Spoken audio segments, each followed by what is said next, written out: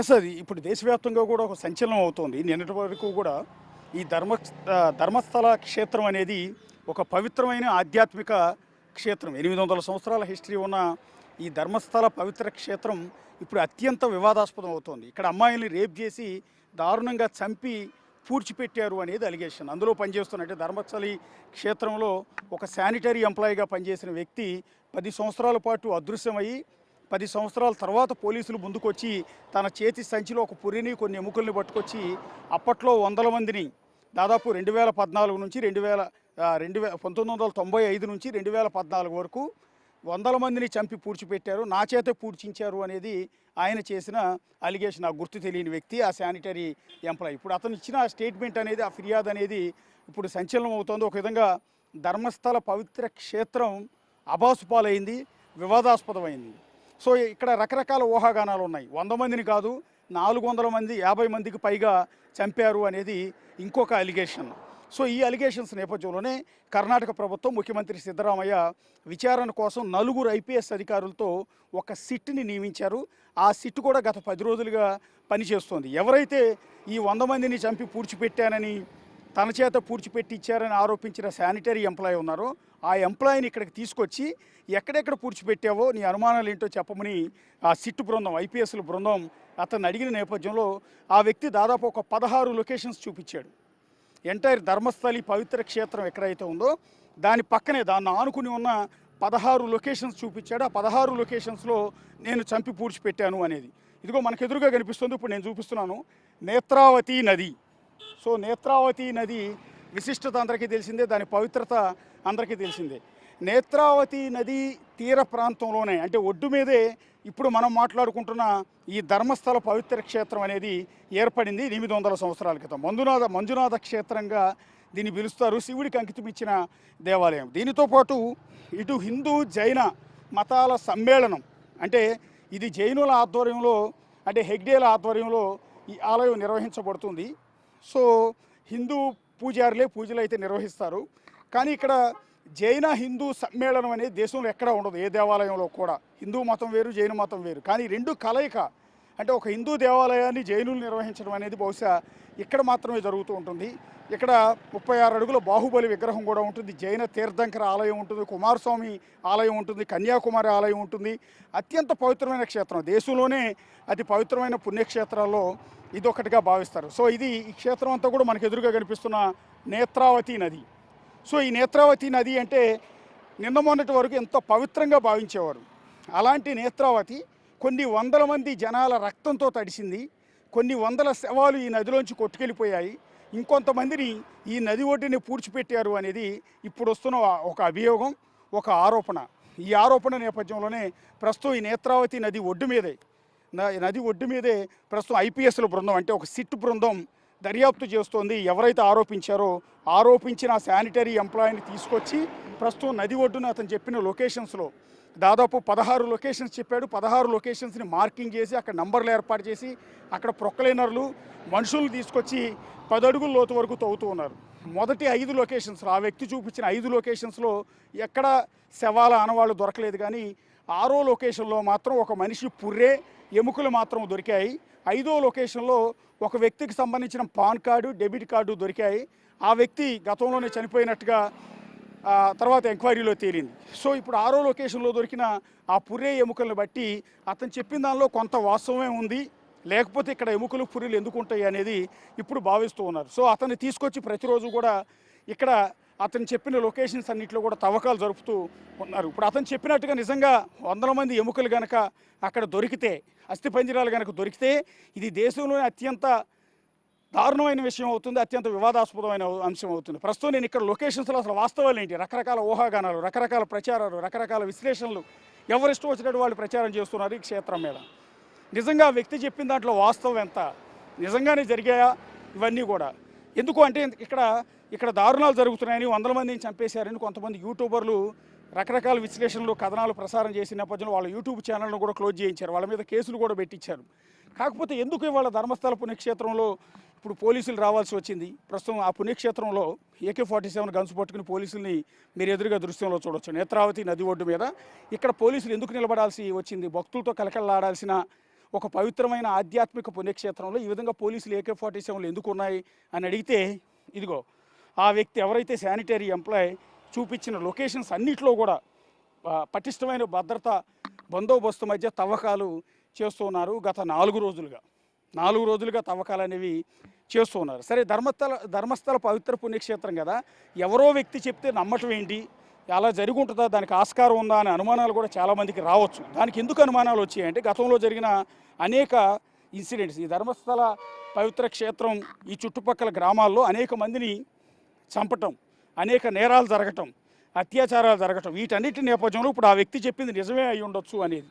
పర్టికులర్గా అనన్య భట్ అనే ఒక స్టూడెంట్ మరణం, ఈ ధర్మస్థల క్షేత్రానికి వచ్చి ఆ తర్వాత అత్యాచారానికి గురై ఆమె చనిపోవటం ఒకటి. ఆ తర్వాత రీసెంట్గా ఇంకో 17 ఏళ్ల అమ్మాయి సౌజన్య అనే ఇదే ధర్మస్థల గ్రామానికి సంబంధించిన మరొక యువతి ఇదే ఆధ్యాత్మిక క్షేత్రం పక్కన అత్యాచారానికి గురై ఆమె డెడ్ బాడీ దొరికింది.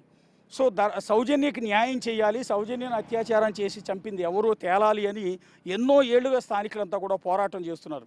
ఇక వీరితో పాటు 1979 నుంచి 1979 నుంచి ఈ నేరాల పరంపర, అత్యాచారాల పరంపర ఈ క్షేత్రంలో జరుగుతున్నాయి.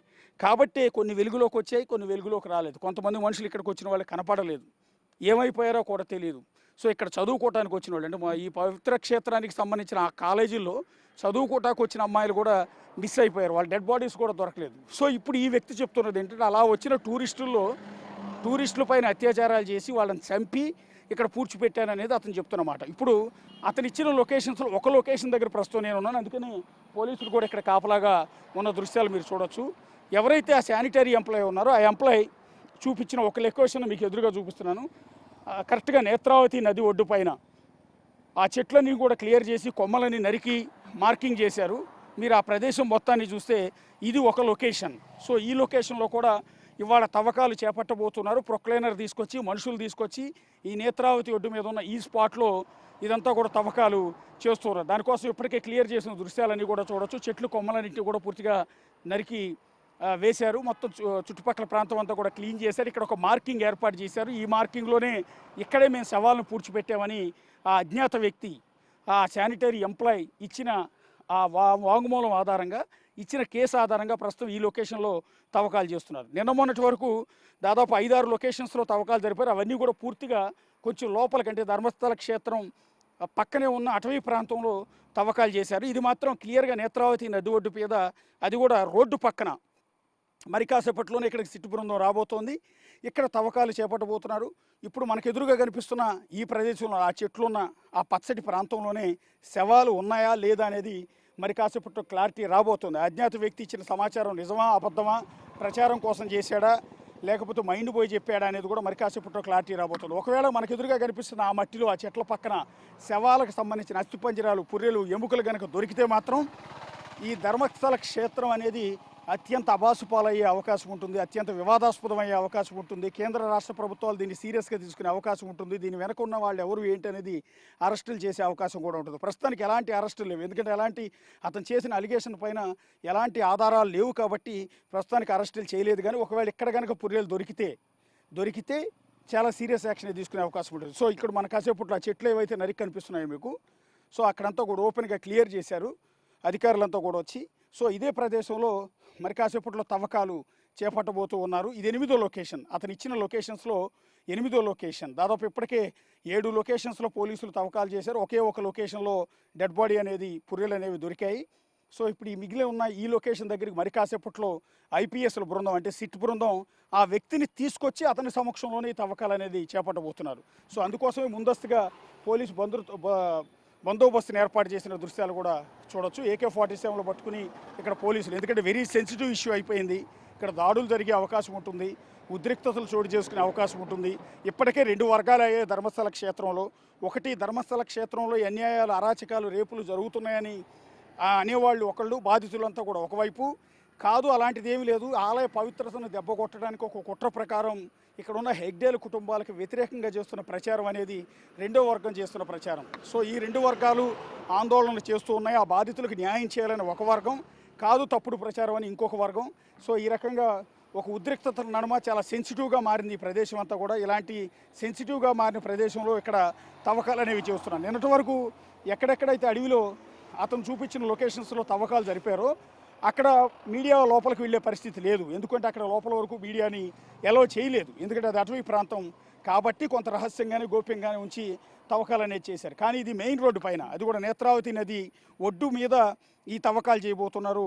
సో నది ఒడ్డు మీద అతను కూడా చెప్తూ ఉన్నాడు, నేత్రావతి నది ఒడ్డు మీదే ఈ శవాలను పూడ్చిపెట్టాము, అత్యాచారం చేసిన అమ్మాయిల శవాలను ఇక్కడికి తీసుకొచ్చి నేనే స్వయంగా పూడ్చిపెట్టాను, నా చేత పూడ్చిపెట్టేలా చేశారు అనేది అతను చేసిన అలిగేషన్. అప్పుడు వచ్చిన వరదల కారణంగా ఒకవేళ అతను చెప్పింది నిజమైతే పూడ్చిపెట్టిన మృతదేహాలు నదిలో కొట్టుకుపోయే ఆస్కారం కూడా ఉంది. ఎందుకంటే పైనుంచి వచ్చే ఫ్లడ్ వల్ల ఆ వాటర్ కూడా పైనుంచి కిందకు వస్తుంది. చూడండి, లోపల అటవీ ప్రాంతం నుంచి వరద నీరు ఇప్పటికీ కూడా ఇక్కడ ఎప్పుడు రెగ్యులర్గా వర్షాలు కురుస్తూనే ఉంటాయి.